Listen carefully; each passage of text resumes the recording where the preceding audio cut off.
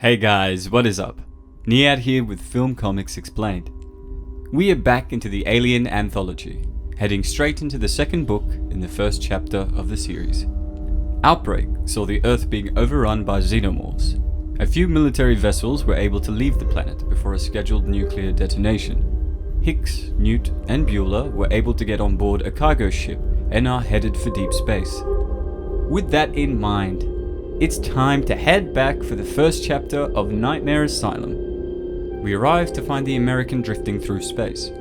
We are told that in space you begin to understand the true nature of immortality. Out here, spatial and temporal concerns seem trivial and insignificant. They are about 15 days away from Earth, but Hicks tells us it might as well be years. The main antenna was still picking up fragments of Earth orbit satellite transmissions. It took days for the signals to reach them, and it felt like they were watching shadows. They were receiving mostly pre-records and digital chips, but occasionally they would get something live off the bounce. We can see death and xenomorphs in front of most of the cameras, as Hicks tells us the images burn like fire. It is explained that there was no reason or pattern to the transmissions.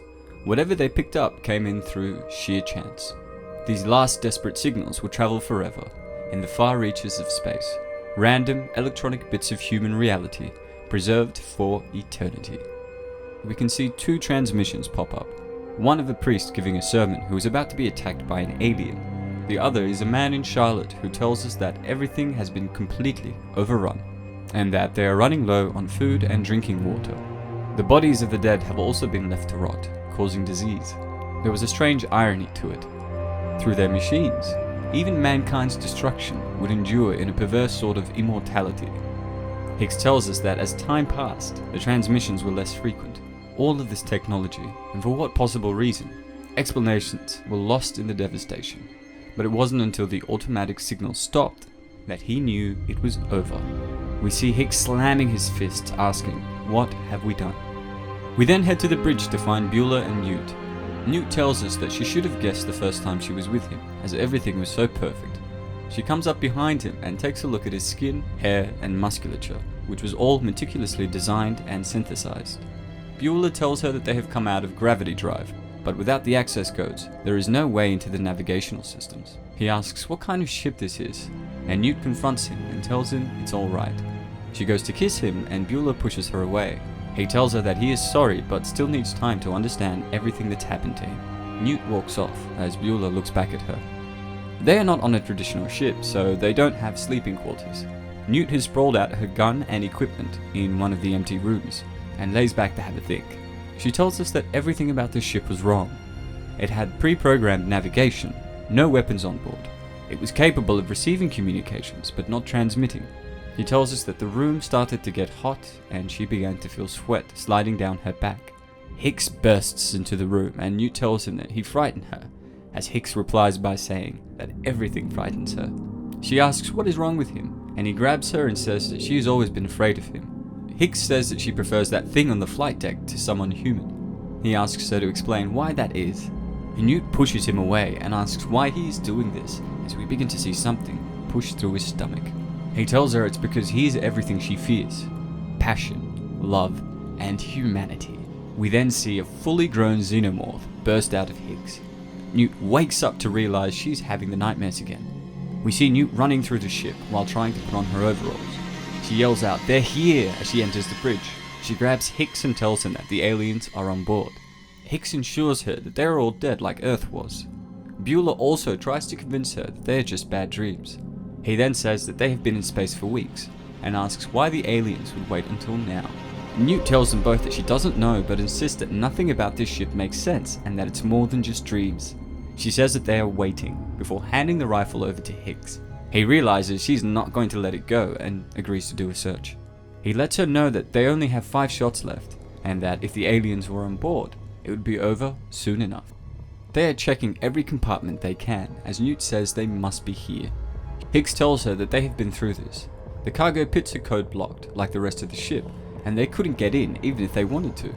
At that moment, he realizes some of the overhead wires had been severed. Newt asks what is that smell, as Beulah discovers a fire in the cargo hold. Hicks tells us that the smoke triggered the fire system, and Newt notices that the cargo walls had been burned by acid.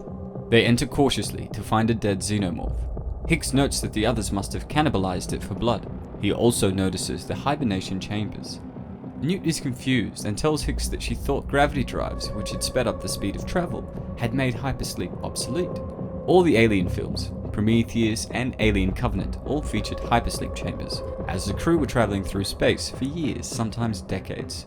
This story is set over a decade after the film Aliens, so it is to be understood that this new type of technology allows journeys that would take decades to be shaved down to weeks, has either been discovered or perfected in the last 10 years.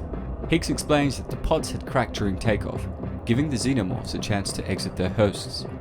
The aliens then fed and waited until they matured.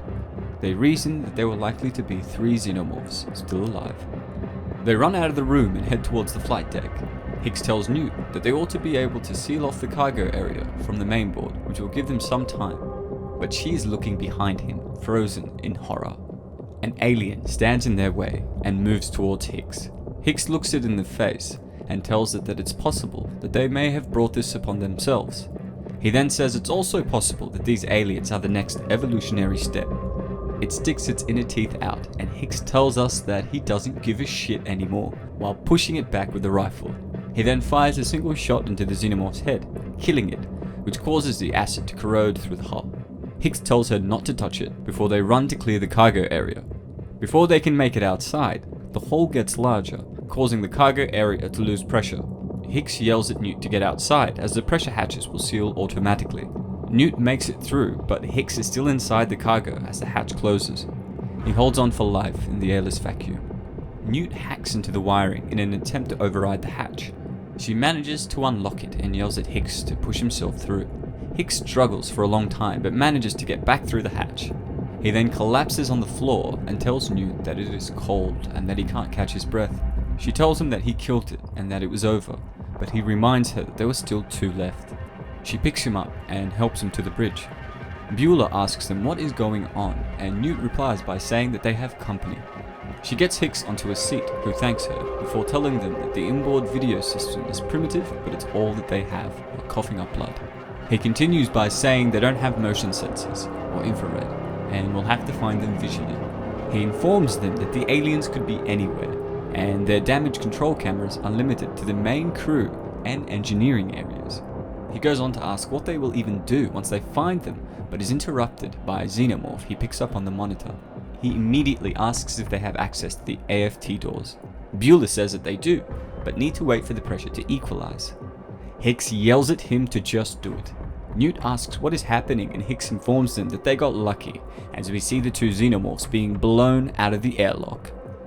Although the characters and scenarios are different, this feels very similar to the end of Alien Covenant, with Tennessee and Daniels, the only crew members left, trying to hunt the alien on board with Walter, cough cough, on the monitors.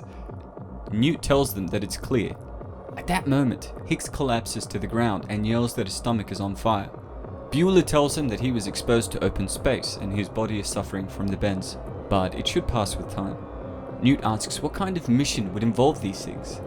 Hicks realizes that this wasn't a military operation vessel. It was a milk run, a damn delivery. They then all hear a screech above them and realize that the aliens are on the hull. Newt runs to the airlock to prepare without hesitation. I love to see this side of her. It's so cool. Beulah tells her that she can't go out there alone, as there are no external cameras and they will essentially be blind from in there. She will be going out there with only a radio and 4 shots. Newt replies by telling him that the aliens are still alive and she doesn't have a choice. We see her suit up as she tells Beulah she will find them.